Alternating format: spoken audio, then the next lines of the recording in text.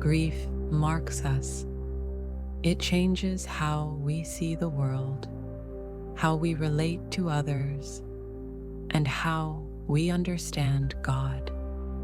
But in its quiet, persistent ache, something surprising can emerge.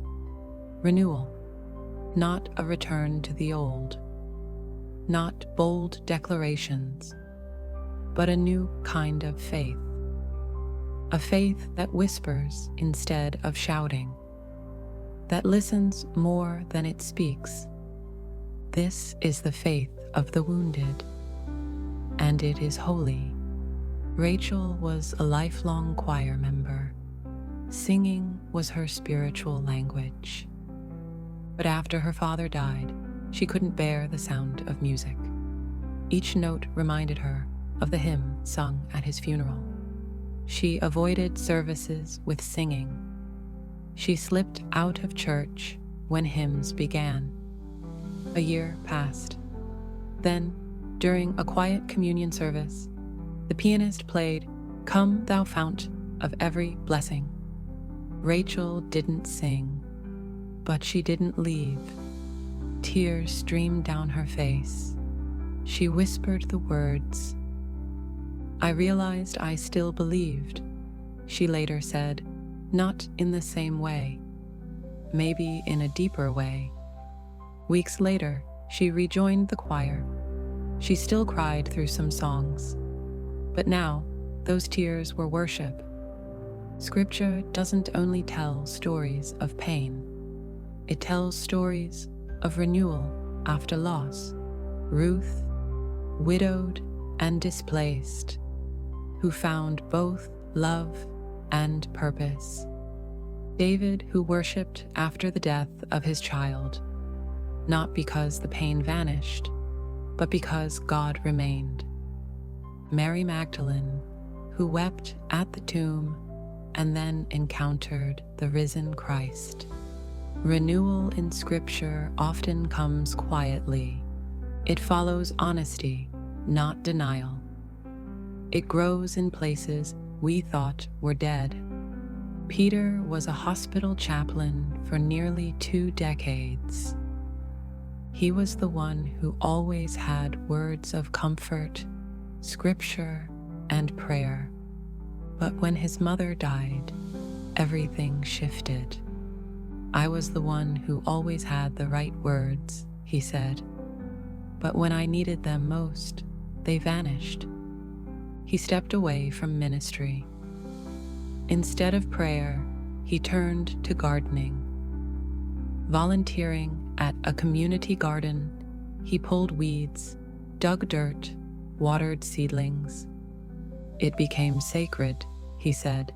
"I realized new life takes time, that the dirt isn't the end." Peter eventually returned to chaplaincy, but with a different posture. "I talk less now. I listen more. I don't rush people to hope. I sit with them until they find it themselves." Renewal doesn't arrive with trumpets. It sneaks in quietly, gently.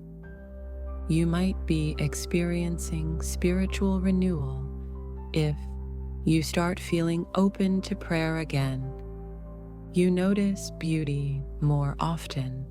You can tell your story without breaking.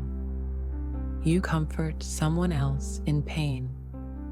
You begin to hope, cautiously but sincerely.